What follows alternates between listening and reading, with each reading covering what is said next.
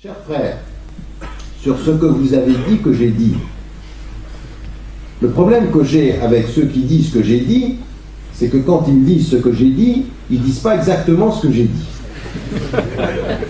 Et c'est moi, non, mais c'est sérieux. Ce que vous avez dit, je ne l'ai pas dit de cette façon-là. Je vais vous expliquer ce que j'ai dit.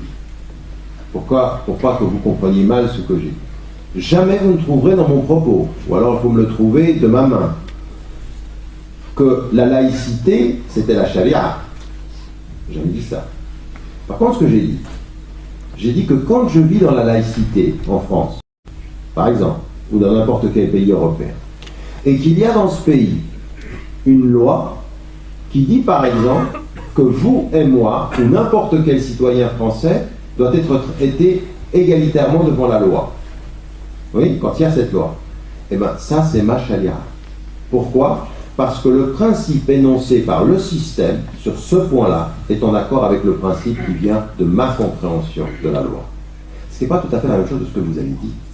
C'est-à-dire que vous avez résumé ma pensée, non pas de la façon dont je l'ai dite, mais de la façon dont vous l'avez compris. Or, la façon dont vous l'avez... Non, laissez-moi terminer. La façon dont vous l'avez compris, ce n'est pas exactement ce que j'ai dit.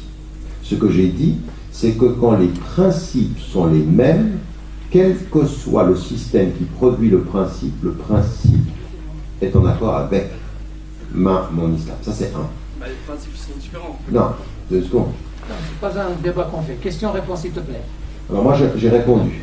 Vous pouvez penser que les principes sont différents. Les principes ne sont pas différents. Et c'est tellement vrai que si vous étudiez el-usul et si vous étudiez le fiqh, pas avec ces propos que tiennent certains qui viennent de faire une formation et qui ne comprennent pas les fondations.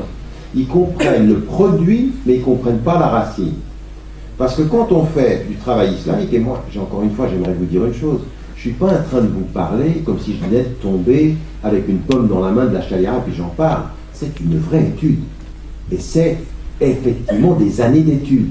Pour être capable de dire ce que je viens de dire là, c'est des études. Il ne faut pas me dire c'est les mêmes principes comme ça. Ce n'est pas les mêmes principes.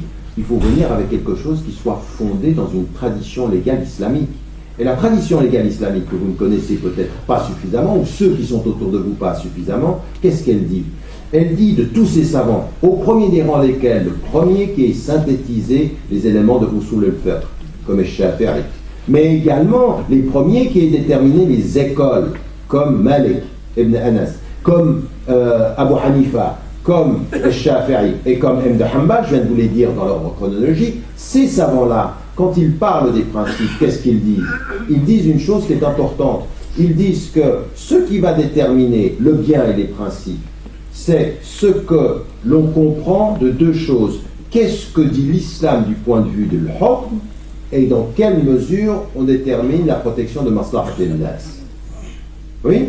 Et donc, le principe, il est lequel? Il est que le prophète, quand il est à Médine, et qu'il dit aux tribus juives, lahum malana, wa alayhim ma'alayna, et quand il dit en même temps à ceux qui sont du mithaq al-sahif al-oula, c'est-à-dire de ce qui va être la constitution, ce qu'on va appeler la constitution faussement la constitution de Médine, et qu'il va dire hum min ummatina, qu'est-ce qu'il détermine devant la loi? Il détermine devant la loi, même dans le mu'ahidoun, même dans le fait que c'est ahl al-dhimma, le fait qu'il y a une protection de droit et du respect de leur être. Et quand je suis en France, et que je considère que la loi française me dit à moi, avec un passeport français, ce qui n'est pas mon cas, mais pour vous si vous êtes français, que vous devez être traité égalitairement par la loi, que vous soyez de telle ou telle religion, c'est quelque chose en termes d'égalité que vous pouvez considérer comme représentant vos principes. Donc vous, si vous me dites c'est pas les mêmes principes, plutôt que de me dire c'est pas les mêmes principes, il faut que vous me montriez par la tradition islamique pourquoi ce ne sont pas les mêmes principes. Toutes les lois qui sont forgées, toutes les lois sont forgées. Tu m'excuseras, mon frère, non, c'est pas comme ça ce matin. C'est pas comme ça, hein. C'est pas un débat entre 2 conférenciers. Tu as posé ta question et il t'a répondu. Ah, mais je suis désolé. Même si tu es désolé, j'assume bien sûr mes propos, s'il te plaît. S'il te plaît. Ça va juste te dire quelque chose au moment pour finir, juste pour te dire une chose. Tu m'as interpellé sur une question, je te réponds, et la façon dont tu écoutes ma réponse n'est pas suffisamment respectueuse de la façon dont j'ai écouté ta question.